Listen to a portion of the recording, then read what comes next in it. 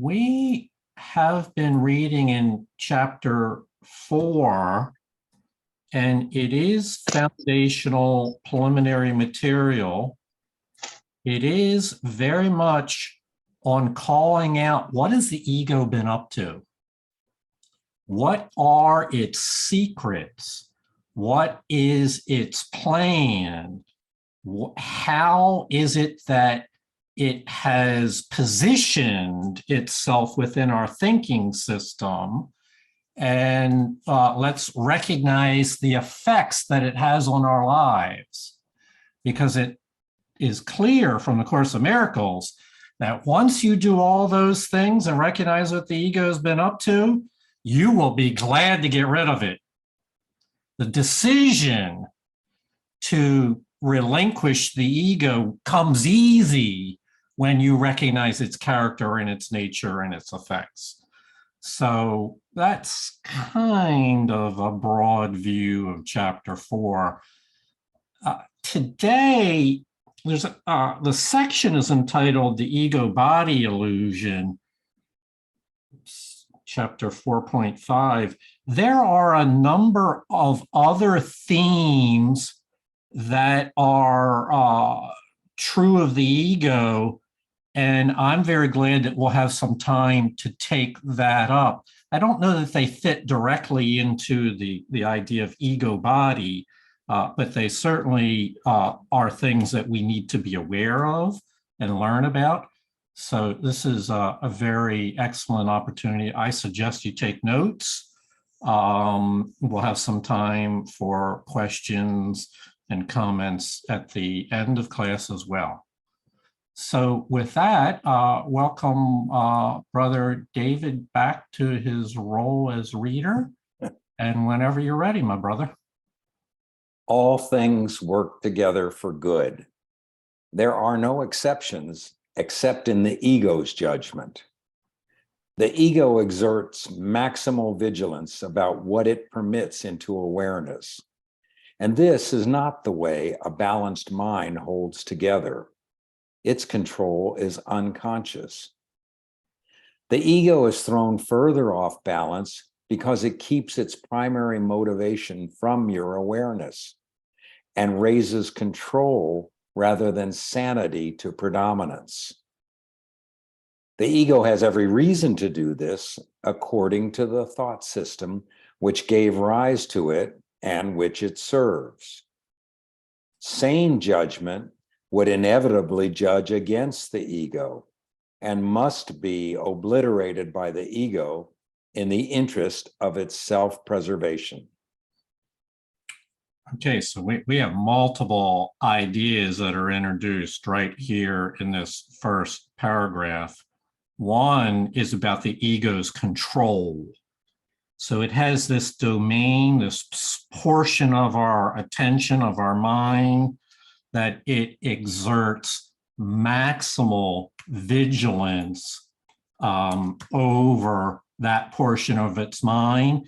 It acts as a censor in the context of what it will permit into your conscious awareness. So a censor, what does a censor do? A censor reviews material and decides some things don't work and other things do. So the ego is a controlling censor. It exerts this maximal vigilance, but that control is not something that you're typically aware of until after you've made progress in this course. So it's an unconscious control. So there you have, and we have this idea of mental balance.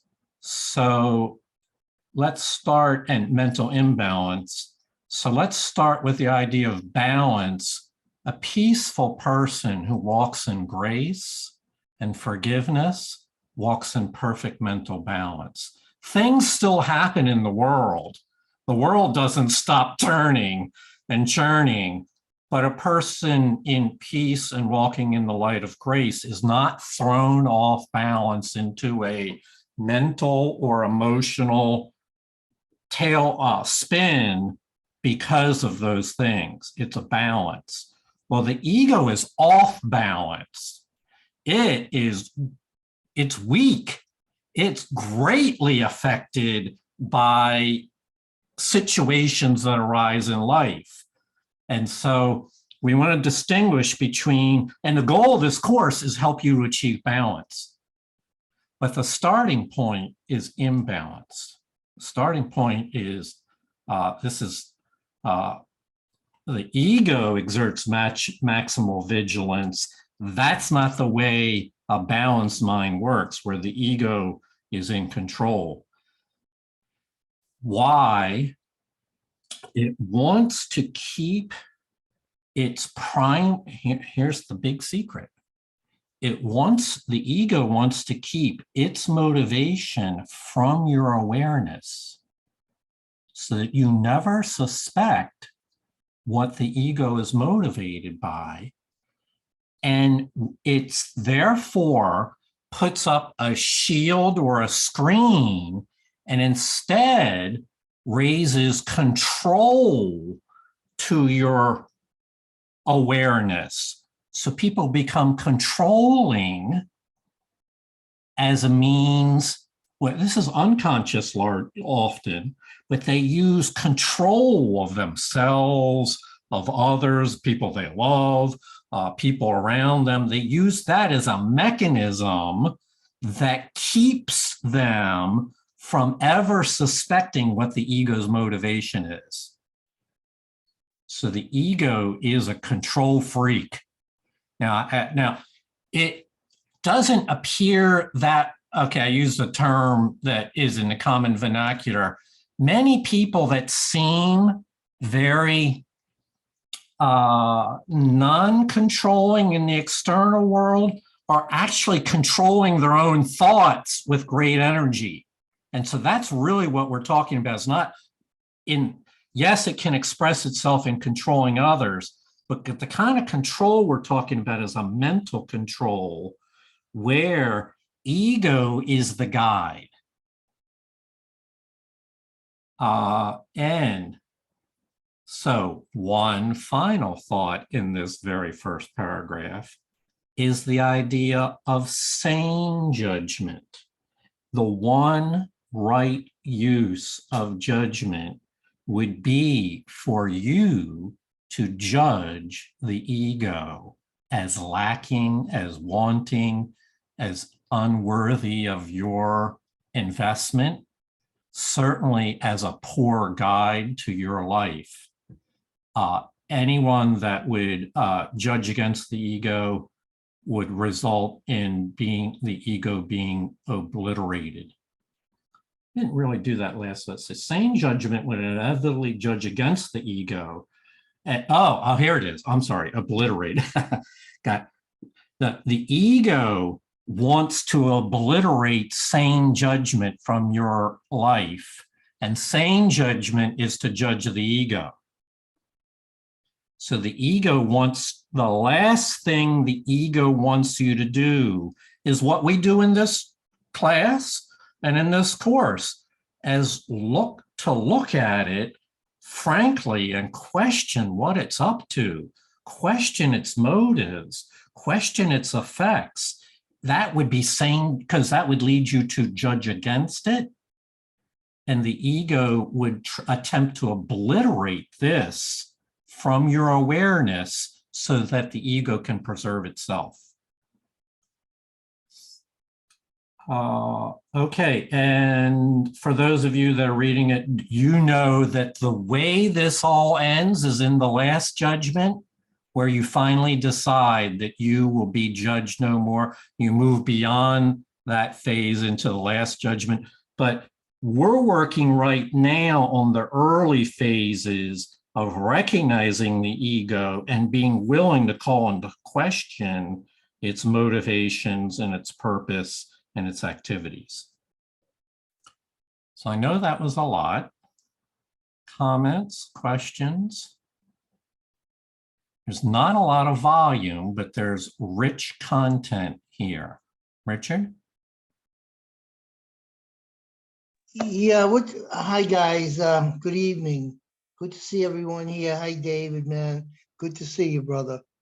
I got a thing going on, and the word that's coming to my mind, and I know this thinking is in my mind, um, the my ego does not like to be challenged. Mm-mm. And I heard you say that in Mhm. so many words.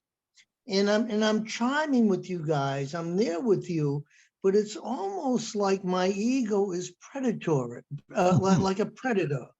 It Very much. wants at all costs. I could be doing like today. I gave someone a seat, someone that they were hurting, and I got up and I gave them my seat. I felt wonderful doing that. I felt really connected. But if someone was to say to me, "Hey, why'd you give that jerk a seat?" It would have offended me more of my ego than anything else. So the ego, my ego, in a split second, could get itself back in position, and it's like, you know, uh, I don't know. I just come up with something this morning, like even being in this room. I love it here. Don't get me wrong. I'm looking forward to it. It's like what's trying to teach a pheasant to get along with a crocodile, or try and get a lion and hang out with the tigers. It's Mhm. like it doesn't, like how do you do it? It's Mhm. almost like a peaceful coexistence, Uh, and yeah, I'm yeah. numb. So Richard, you're Uh, you're illustrating, and I appreciate the exactly what it's saying here. Here, after really being helpful to someone and kind, considering their situation, mhm, the ego exerts maximal vigilance into what it will allow in the consciousness. It will um it wants, as you said, immediately it's back there. So you can expect that will happen by the ego. I'm speaking to everybody here now. You can count on the ego wanting to remain in control. There's no doubt about that. The question is, how, as those thoughts pass by your mind, how will you respond to them? That's mhm. the determining factor in what happens in any situation, is not whether or not the ego responds, but your reaction to it. I understand that. And I'll just stop after this. It's like the ego resets itself. And Yeah. so now I'm debating with my ego, and I'm not listening to what's really going on Right. out with everybody else. It's like I'm all caught up in it. Yes. Yes.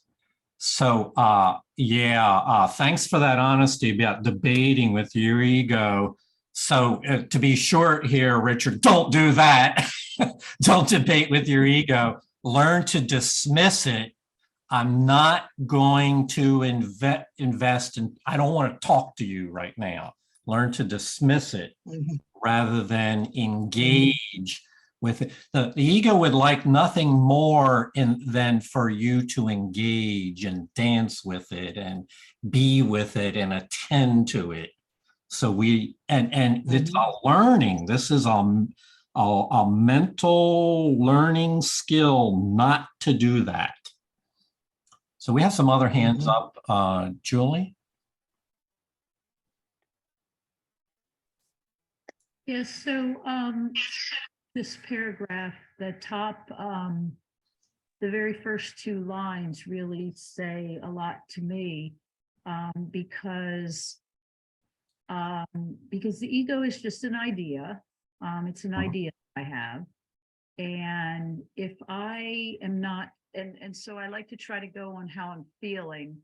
So if all things work together for good, Mhm. the only way that I'm not feeling that is if I've, kind of let that idea of the ego uh, uh, direct my judgment.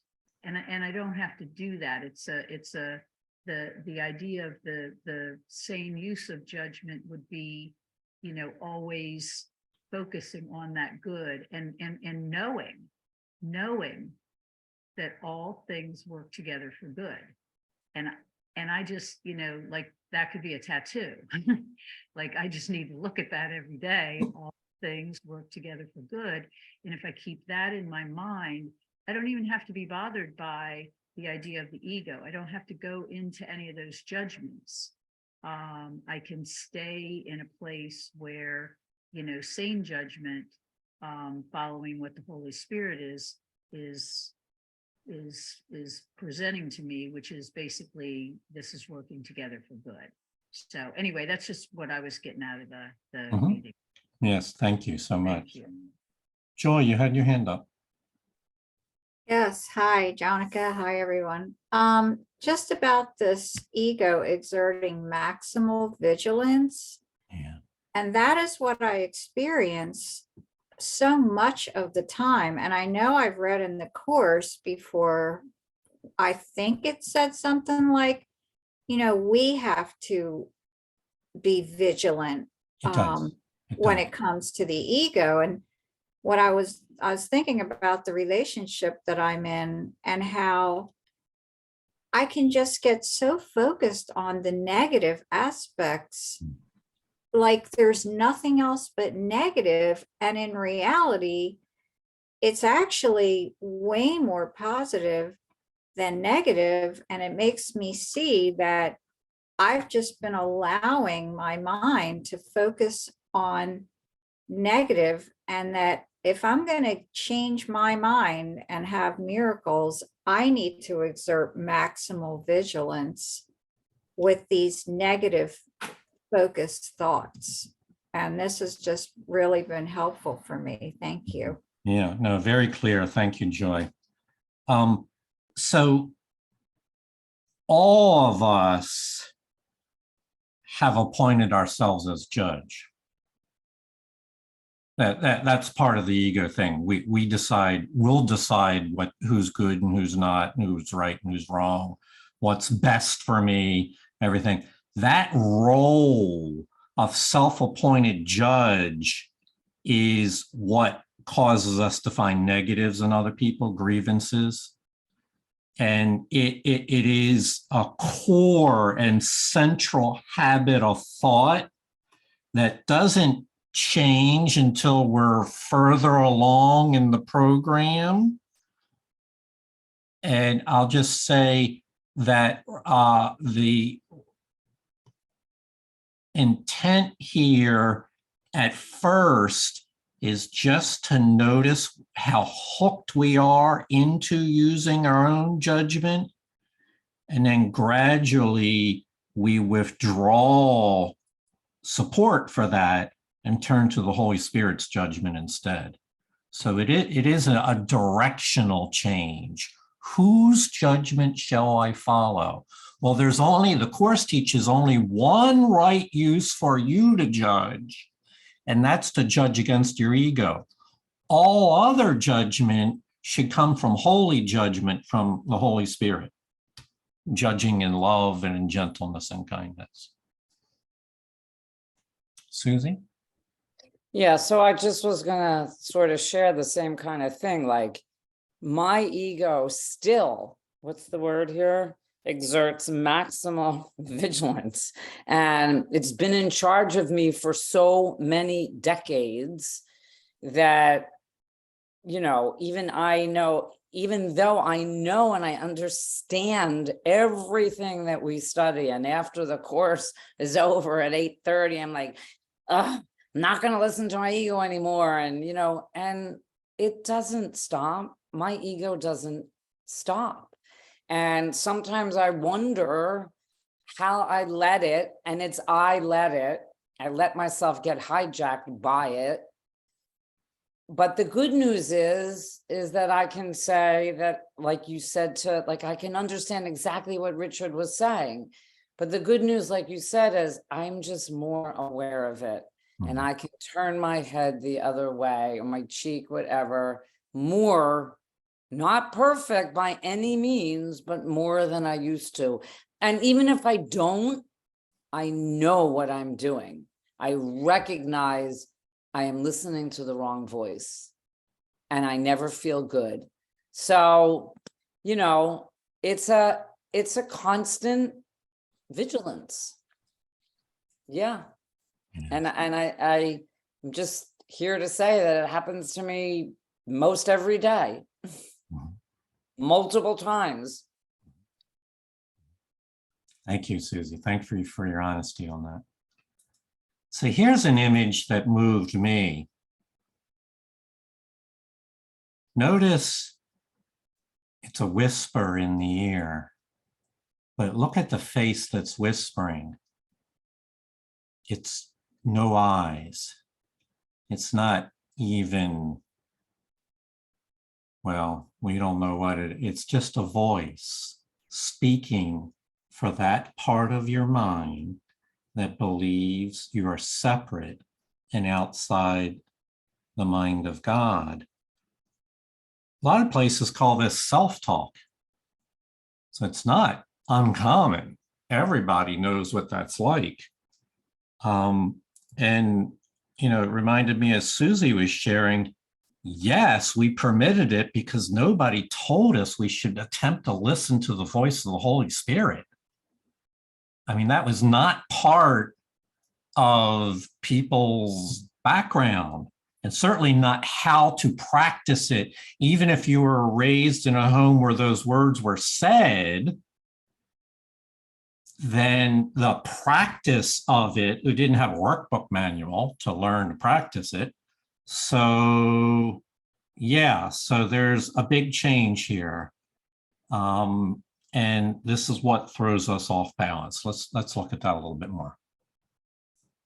A major source of the ego's off-balance state is its lack of discrimination between the body and the thoughts of God. Thoughts of God are unacceptable to the ego because they clearly point to the non-existence of the ego itself. The ego, therefore, either distorts them or refuses to accept them. It cannot, however, make them cease to be. It therefore tries to conceal not only unacceptable body impulses, but also the thoughts of God, because both are threatening to it. Being concerned primarily with its own preservation in the face of threat, the ego perceives them as the same. By perceiving them as the same, the ego attempts to save itself from being swept away, as it would surely be in the presence of knowledge.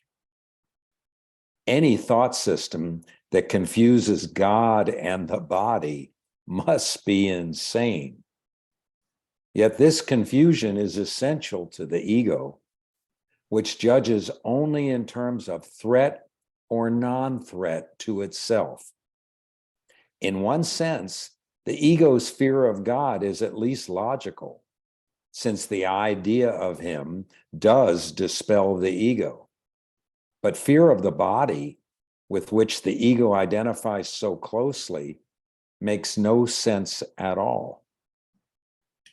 Yeah, so this is really, you know, we need to go in depth here to understand.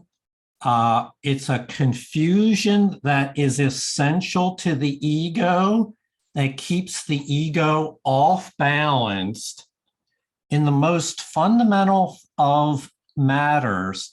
This is actually occurring every hour of your life.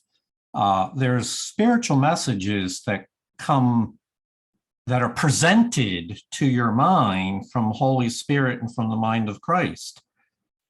When those messages come into your consciousness, the ego reacts, and it wants to control what it permits into your consciousness. And it feels threatened by thoughts of God, loving thoughts. And so it mobilizes its vigilance against them. At the same time, you also have other, now I'm switching to a different kind of thought, like body impulses, simple things like I'm thirsty right now, I'm tired, my leg hurts. things that are very common.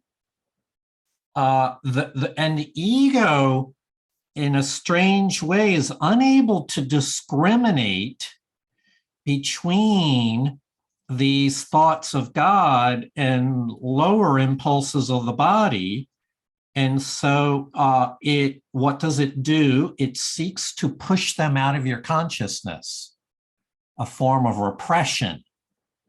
Now, it cannot stop those thoughts. It cannot make them cease to be. Therefore, it tries to conceal them. So it's occurring still in your mind, and the place it can conceal them is in your subconscious mind. And so why does the ego do this? It's because it's insane. It's does not have your own best interest in mind. It's mainly concerned with preserving itself in the face of any threat, any possible risk. It will come to defend itself. So any thought system that confuses God and the body must be insane. This is essential to the ego. Now, that would be enough, but there's one more topic here, which is the fear of God. Before I go into that, though, I want to see if there's questions or comments about what we were said. All day long, Spirit is speaking to your mind. Holy Spirit doesn't need a vacation. Messages come in. There are thoughts of love and kindness and direction. When they come in, ego that has control as its primary factor ceases immediately, feels threatened by them, and immediately seeks to conceal them from you. This is being hidden. Linda's not here right now. This is what the ego hides, these thoughts of God. This happens all the time. And when you're first doing the upper level workbook lessons, like from 100 on, pay attention to how you feel. There will be thoughts of God that'll come in. Watch how your mind reacts. My mind is a part of God's. I'm very holy. Watch how you receive that, not the words, but the idea itself. Do you let it come in and become part of you? Or do you instead react like the ego and try to swiftly move it out of awareness so that you don't really connect with that idea? I know I did. Felt, oh man, this is too lofty for me. This is not who I think of myself as. I am very holy, too lofty. And so I wound up looking at it like they were words only, but without receiving the meaning. So the ego is doing this all the time, and this program is intended to undo all that. Noelle, you had a comment? I'm having that exact experience. I'm on lesson 29. God is in everything I see. And not only are you instructed to do it 6 times a day, but also once an hour. And I've been doing that. And the thoughts that keep coming in are all kinds of ego thoughts, as you said. How could God be in this? How could God be in that material thing? How could God be in this? And I just have to keep at it like a soldier. Thank you for acknowledging that your experience there, Noelle. It is true. And you want to acknowledge that. And actually, when those thoughts come in, that's what you want to give to the Holy Spirit, your resistance. The habit of concealing the thoughts of God is a habit, an old habit of mine that you're recognizing, Noel, as it's happening. You sense it. And that resistance of that attempting to push it out is what you want to call on the Holy Spirit for help for. You cannot muscle this through by oneself, not intellectually or philosophically, or even resorting to prayer in the sense I'm going to recite some words that I memorized.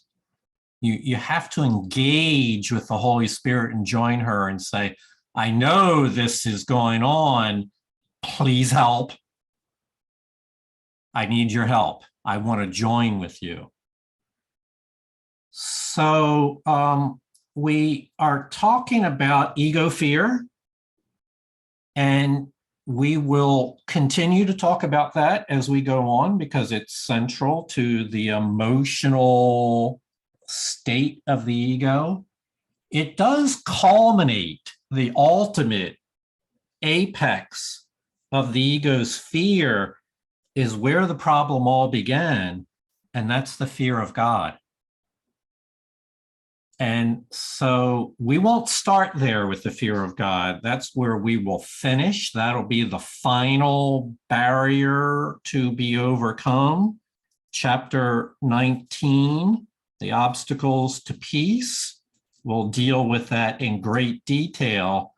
But for those of you who've been through the text once, know that we've been talking about it all along.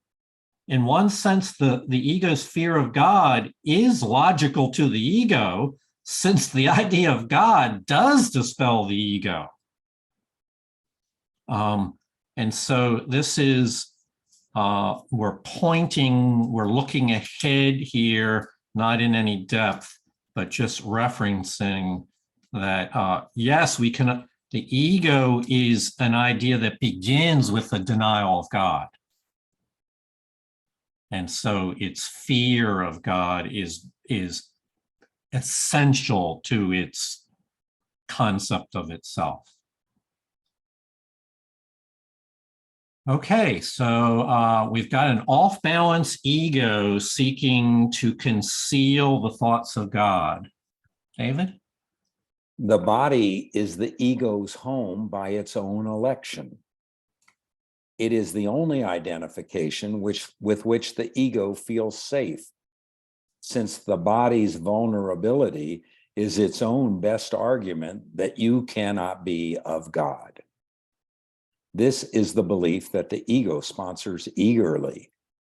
Yet the ego hates the body because it cannot accept it as good enough to be its home. Here is where the mind becomes actually dazed. Being told by the ego that it is really part of the body and that the body is its protector, the mind is also told that the body cannot protect it.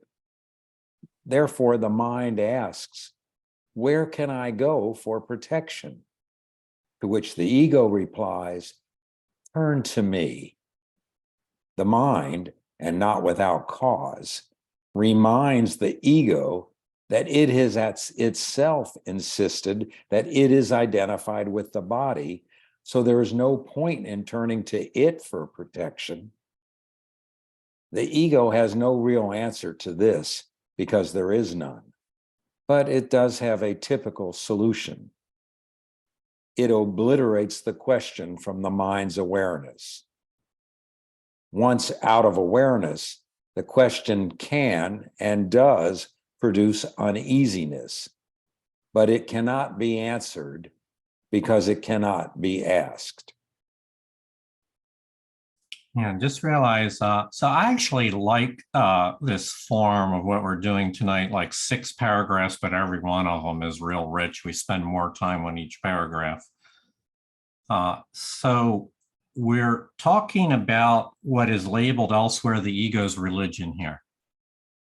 So the ego is sponsoring a belief system that wants you to put your faith in, and it's a belief that, first of all, that you are a body, that your essence is physical, and because it is certain that the body will come to an end, it will die, then the ego has a proof that you cannot last forever.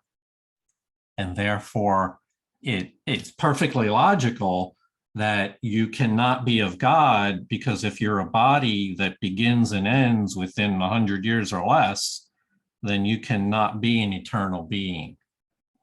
But it's all premised on the belief that you're a body, not that you're a spirit. So this is the ego's religion. So it is using the body for its own religious convictions that you are vulnerable and doomed to die. That would be the ego statement. But it doesn't mean that it's thrilled with the body. It actually hates the body. You will see people that view themselves this way, being told that the body is not really good enough. And so it was already off balance before, and now your mind really goes into a confused, dazed state because of all these conflicting ideas, which are based on an insane belief system, to which you should ask, then where am I safe? I'm not safe identifying with the ego. I'm not safe identifying with the body. Where can I feel secure? Peace is secure and safe. Where can I feel that? And that's a question the ego does not want you to ask. And so it attempts to obliterate the question from your awareness. It would not have you think in terms of where am I peace? Can I be at peace? Where can I be at? If you do ask in terms of safety, it's usually thought in terms of physical safety, not safe mind, safe for eternity. So now we're deep into the ego's religion, and the one question that we should ask, the ego is working to conceal, to obliterate from our awareness. And once it's outside of your awareness, you can't ask yourself that. So we're going to pick up in the next paragraph on this idea of your mind should ask, how can I be at peace, feel safe, trust? How can I ever reach a state where I'm absolutely good and content? This is a question the ego does not want you to ask. All right, so I need to make a brief explanation. For this program, that we are using the Foundation for Inner Peace version 3. There are other editions of A Course in Miracles and other publishers, and I have elected for today to supplement the material in the Foundation for Inner Peace book with some lines from the complete and annotated edition.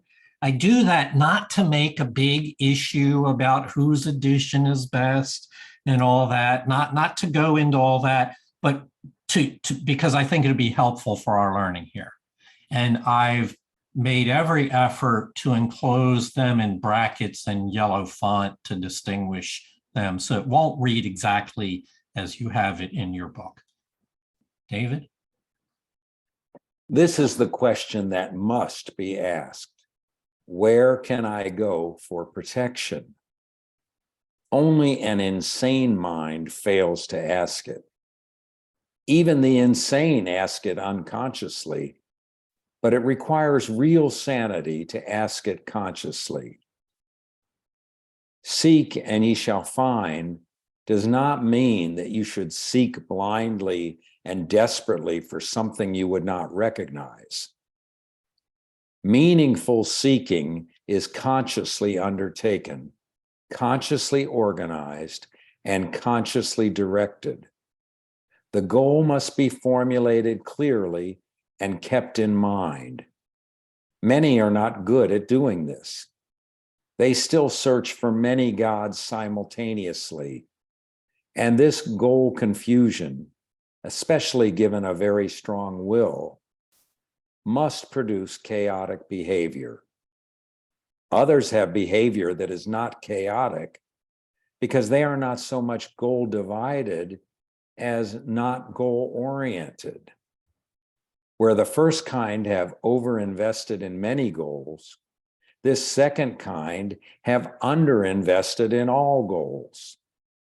They have the advantage of potentially greater freedom from distractibility, but they do not always care enough to use it.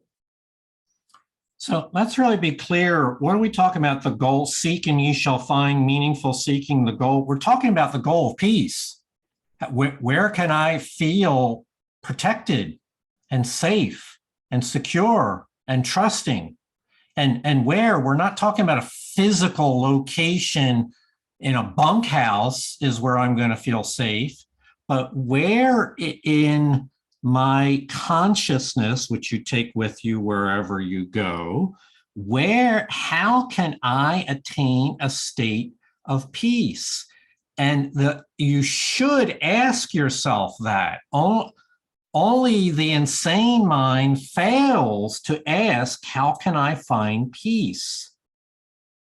And so we would refer to it as a form of meaningful seeking. By the way, for those of you that know, there's ego seeking, which is constantly oriented to trying to get something out there in the world that is really missing deep inside. So that's ego seeking. Here we're referring to meaningful seeking, seeking for inner peace. That is a goal. Okay, we're here now because we haven't fully acquired it, and many are not good at formulating a goal clearly and keeping it in mind. Therefore, we're going to create a workbook for you that you can use every day and keep the goal in front of you where it's clearly formulated and easy to use. Because many are not good at this, and they wind up searching instead in a dozen directions at once. I was laughing with one of our class members about how we're reading 8 different books at once or involved in 8 different thought systems at the same time. Many are very good at searching for God simultaneously in multiple directions and getting confused about when the goal is peace, and we wind up instead learning about other things. It's a confusion of goals, and while others set no goals at all. Well, how's that working for you? That falls right into the ego's plan of not even caring enough to ask yourself, well, how can I find peace? How can I find? So the goal, it is my conviction that the workbook is a learning, I'm talking about the daily lessons, are a learning aid, which is goal-oriented to take you along very gently along a process. And all you have to do is practice it every day.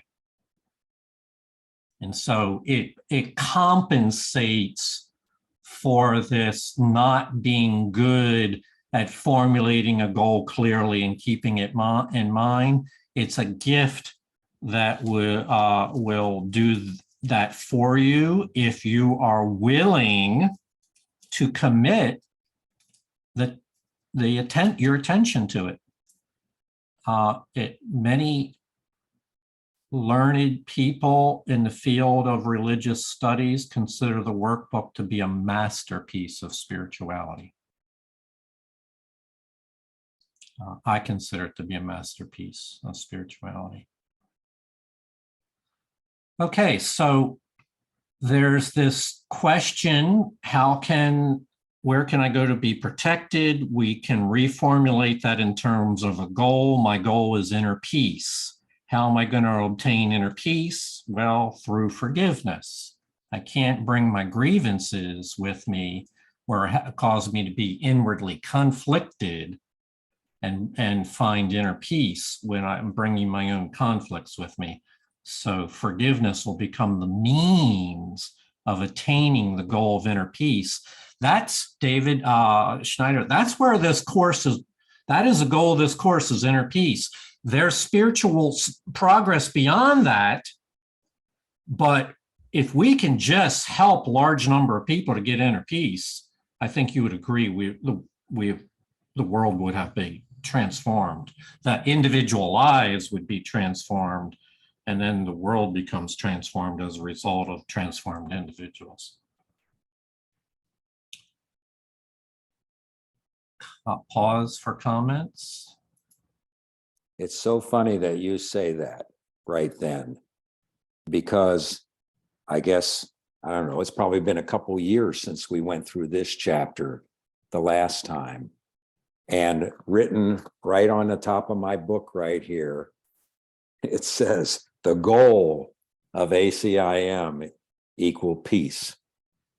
And here you are reiterating it again, because it's this paragraph talks about the fact that the goal must be formulated clearly and kept in mind. And so that we must, as students, keep in mind that the goal is peace, inner peace. Yeah.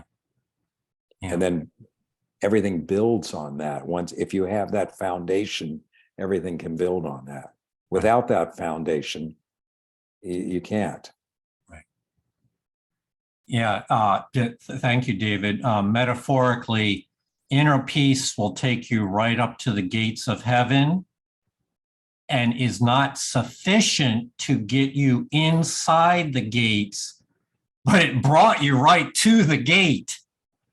And that is enough to ensure that the steps beyond inner peace are available to you. So yes, it's really quite actually a lofty goal, and it's not just the inner peace of one or two individuals. It's really this plan is not complete until all have benefited from it. So still adding from the other book in the brackets in yellow here, supplementing some of what you have in your book. The first kind have the advantage of exerting great effort, but they keep losing sight of the goal. It would be very intelligent of you to set yourself the goal of really studying for this course. There can be no doubt of the wisdom of this decision for any student who wants to pass it. The goal must be formulated clearly and kept in mind. Learning and wanting to learn are inseparable. You learn best when you believe what you are trying to learn is of value to you. However, not everything you may want to learn has lasting value. Indeed, many of the things you want to learn may be chosen because their value will not last. The ego thinks it is an advantage not to commit itself to anything that is eternal, because the eternal must come from God. All right, so let's recontextualize this. The goal, as stated by A Course in Miracles, is to obtain inner peace, but the ego thinks it's to your advantage not to commit itself to anything that will last forever because it fears that. And so one of the ways it does that is by, if you come up with a goal of inner peace, let's say you actually take this to heart and set a goal of inner peace, the ego will then layer on a dozen other goals for you at the same time. And now your focus is divided, I think it said in the previous paragraph, amongst many gods simultaneously. And I use the image of the hallway with dozens of doors that you, instead of going down to the goal at the end of the hallway, you become preoccupied with what's behind each door along the way. This happens to everyone.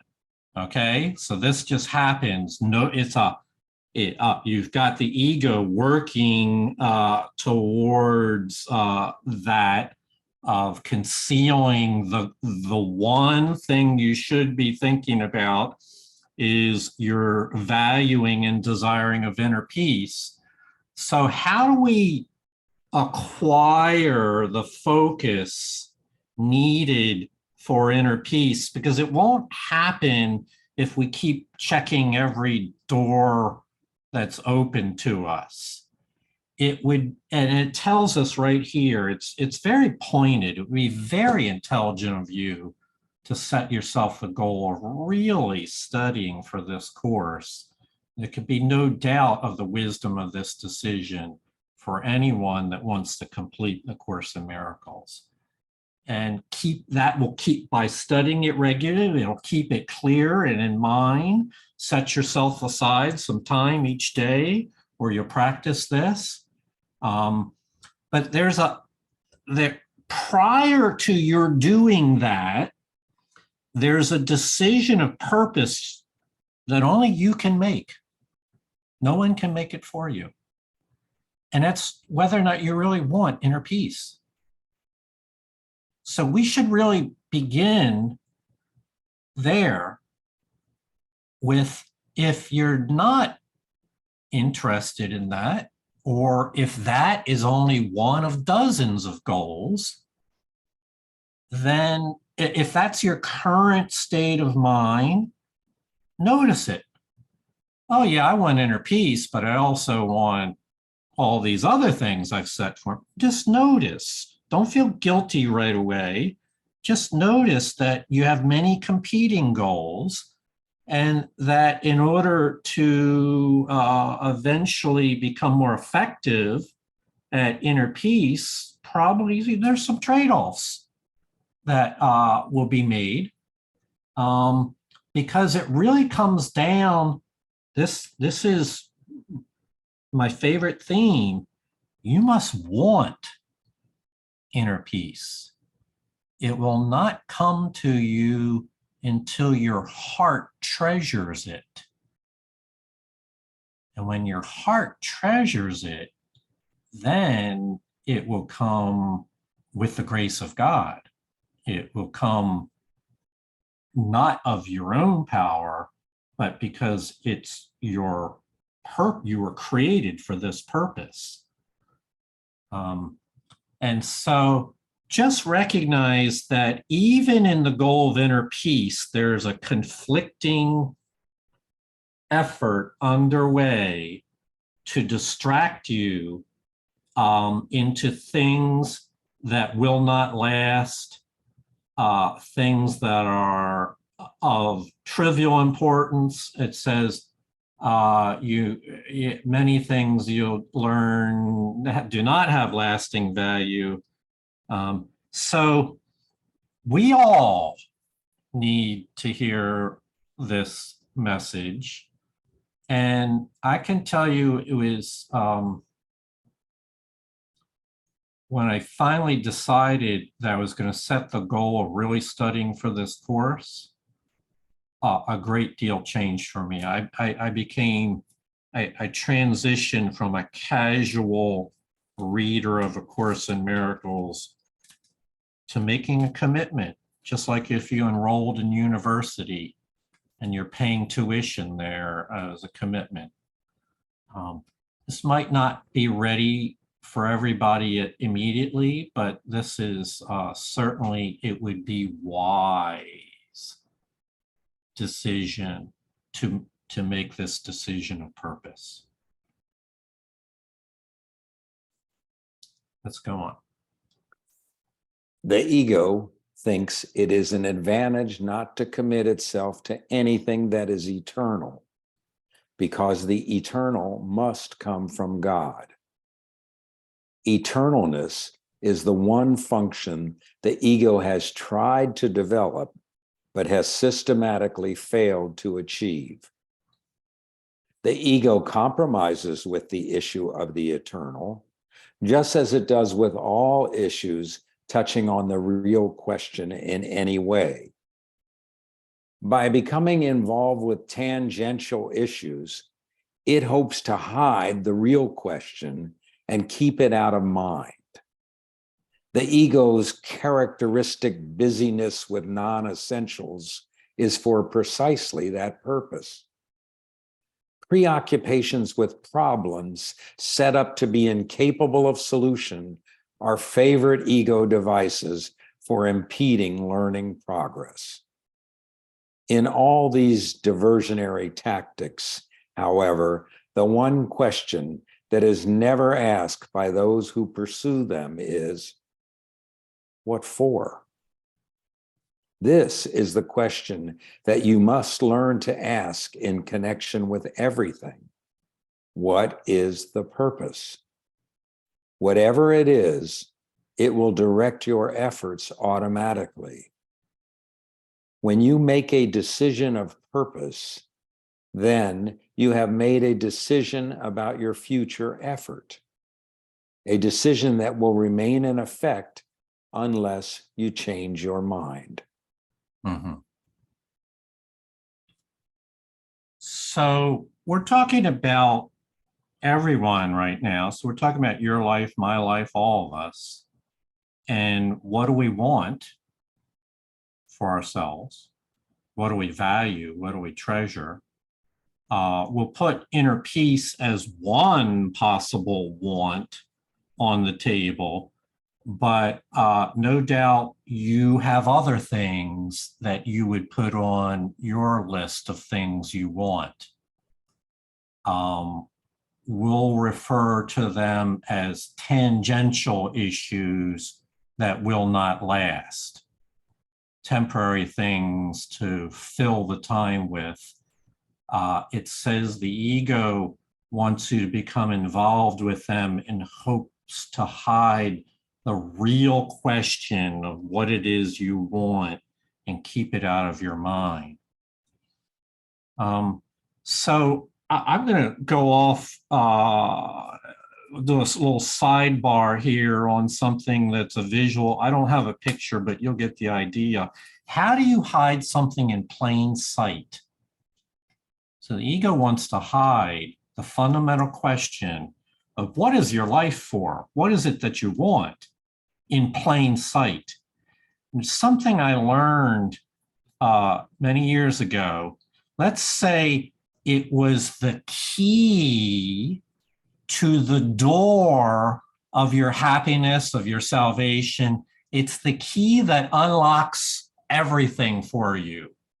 And the key is laying right there on the table in plain sight. How does the ego hide a key that is in plain sight? And this is a rhetorical, so I'll give you the answer. By dumping 10,000 other similarly looking keys on top of it, so that you spend all your time just trying to see which key works. You can no longer distinguish the one key that would open the door from all the distractions that the ego would occupy yourself with. And so I can guarantee you that the ego will dump other alternatives into your lap, suggesting that first of all, it wants to obliterate the question from your mind. What is it that I really want? How can I be safe and trusting? It'll attempt to obliterate, but hopefully with this class, you will have that question firmly in your awareness and not forget it. Then when you realize that what I really want is inner peace, what the ego will do is dump lots of other things on top of it. So we'll keep coming back to that. And I kind of really appreciate that David brought that up, that this is a theme that's not going to go away. This is an eternal theme that will be around for a long time. So it takes many forms of these tangential issues, characteristic busyness with non-essentials. I am a master. I mastered that in my young adult life of busying myself, preoccupations with problems that can never be solved, all so that you would not question them, you would just keep yourself busy grinding away at these preoccupations. And what the Course says the solution for that is, and you can use this today and throughout the week, as opportunities come your way, you ask yourself, what is this for? What for? What is the purpose of this?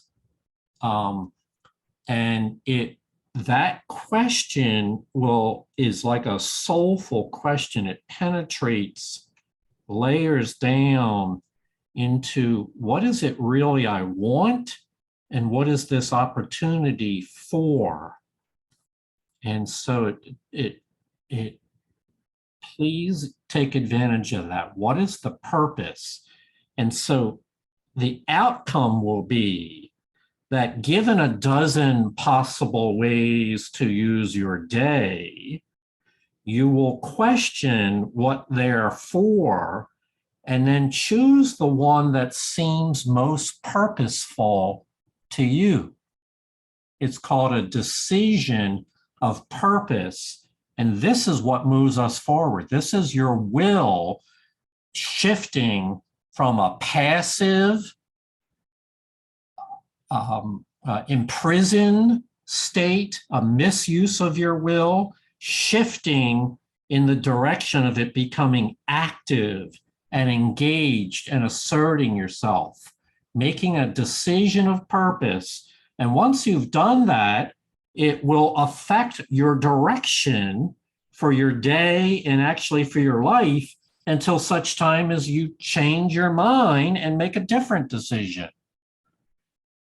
Only you can do this. Your willpower was given to you as a gift, and freeing it from the guidance of ego and now seeking to align it with the guidance of the Holy Spirit is what this program is all about.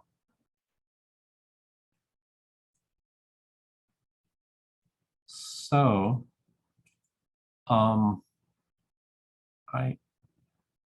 it's a case of what do we see our purpose as? What is our life for? What is it that you want for your life, for the meaning of your life? And by the way, you don't have to make it up.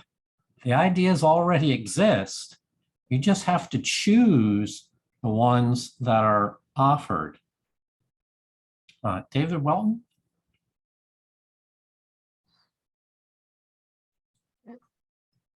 What I like about this idea, Jonica, is it gives me the question that I can turn and ask the Holy Spirit, what is the purpose of this? Thank you. Yeah. No, ask it often. This is the easiest thing to do, is just ask, what's this for? What's my intention here?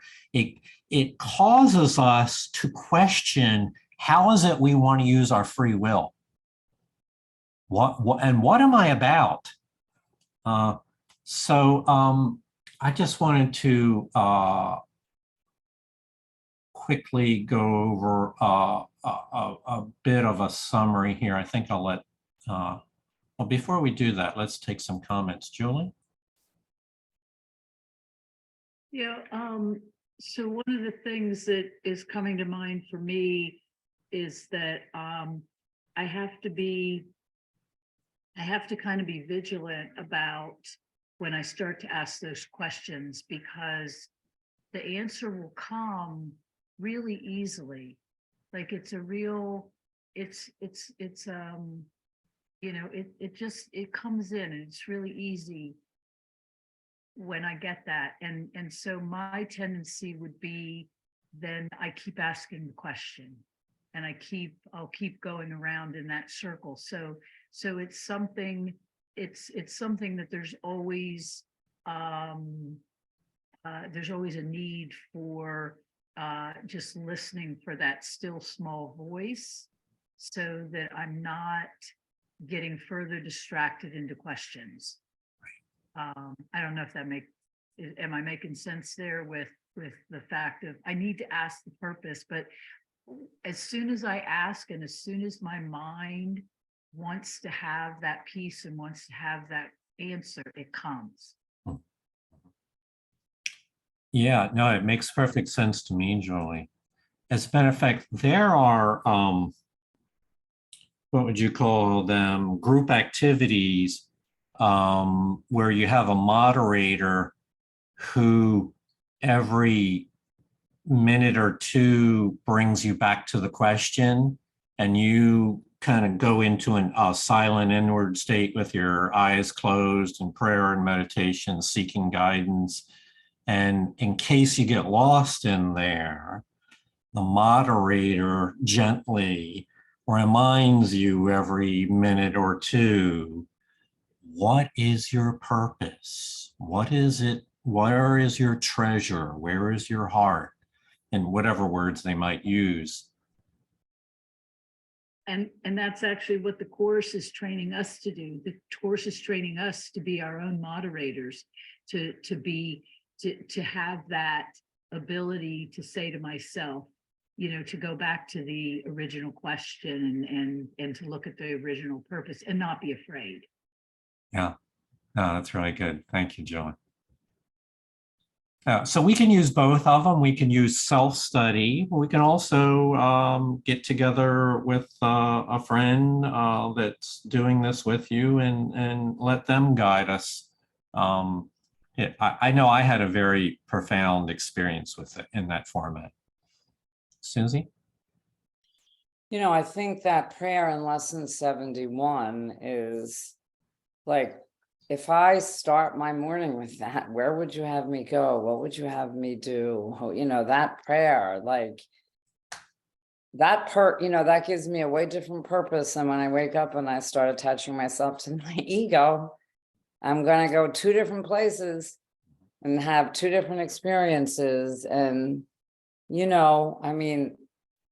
I can like tell about that. You know what I mean? It's just so, it's so unbelievably different. And, I also just had the thought, and I just want to say it because we talk about it so much, like we don't even know our purpose sometimes. Like we're not going to the market for potatoes, like the other day I thought I was going someplace to do something else, lunch or something. This happens a lot. And there was a woman there who has a very similar situation as mine with my son and was really lost. And she ended up being able to really talk to me, and that was my purpose. It wasn't to eat, so anyway, I have to leave myself open to that, and I'll see so many different things show up in my life. Beautiful. Thank you for sharing that.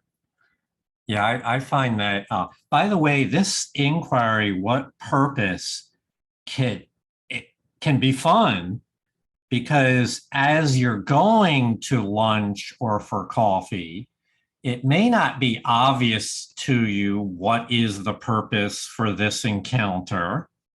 And then as you're having the experience, all of a sudden there's a moment that just feels transformative, where mental barriers or emotional conflicts dissolve, and you and the other person have a shared heart, experience a shift in perception, and you realize that's why I'm to be here. It wasn't about lunch. It was about this moment. And so it can, and I practice that often, wondering, all right, what's this all about? And then it happens. And when it happens, it's about being grateful and appreciating those moments when they do happen. So that's all the reading we're going to do today. Richard, you have a comment? Yeah, I a question. Is that possible? Real true? Does that make me delusional? So your audio broke up on my end, Richard. Could you try that question again? Yeah, sure. If my ego is out there, I'm not sure if I can rephrase that. Because my ego, when it's in charge, it's seeing something, or, oh God, I had it at first, hold it. Does that, because I'm seeing something that really isn't there, does that make me delusional? We would say that would have you in false perception, which Right. means you have misconstrued the moment, and delusional in the Course of Miracles sense. Yes. But what we're not saying psychologically you need to be admitted. We're saying that your understanding, your perception of the moment is being filtered through the ego's fear and anxiety and its nonsense. And so, yes, that's delusional. And this is and the Course in Miracles is the medicine. Yes. We would say actually the Holy Spirit is the one that will do the healing. The Course of Miracles will get you to turn to the Holy Spirit for healing. Okay, like a spiritual pharmacy. You got it. You got it. I was thinking that myself. Thank you. Okay, great. Noel? Back to purpose. When I ask and kind of with the feeling of surrender, then a more rich purpose comes to me. Yes. Rather than now I have to do this, this, and that. Instead, as other people pointed out, the real purpose is below those things. I'm thinking of when I serve a client, I'm doing the surface work, but at the same time, I'm supporting them psychologically and sometimes prayerfully, and they're very grateful for that. So, I feel that's the deeper purpose, and I just now gladly give my time to that kind of thing, in addition to the stated work. Yes. Oh, absolutely, Noel. You're right there with it.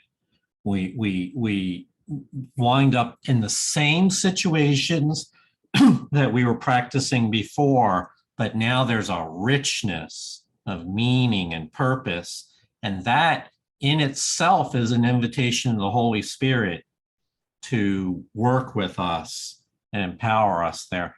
That's what this program is all about, is being guided in our purpose so that we achieve a meaningful life.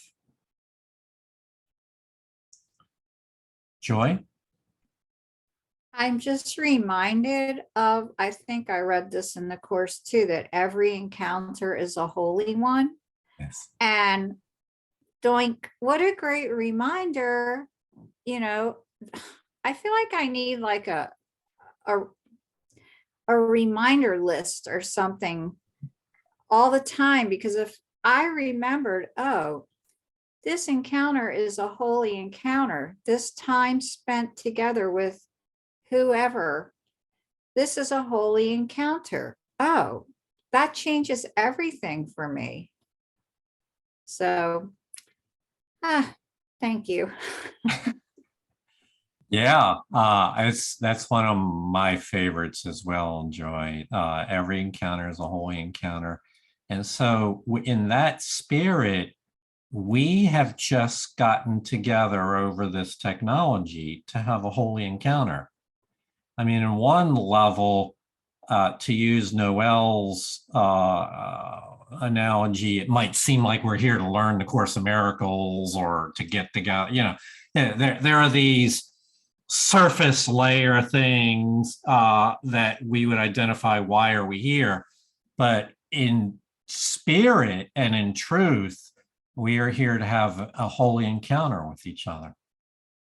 And so that gives it, I think you would agree, that gives it a whole new meaning and extends it to the eternal.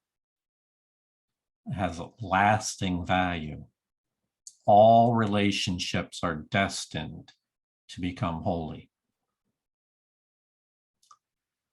So, my friends, thank you. I hope that was really rich for me, and I suspect it was for you as well. We'll pick up next week. We will wrap up chapter 4 and do a summary at the end of the on Monday. So, David, thank you for reading. Thank you all for your contributions. Thank you for bringing your holiness to this encounter. That's why we say namaste. Namaste, everybody. Love to you all. Peace Bye, and everybody. Good night, everyone. We're all blessed and we give blessings. we are.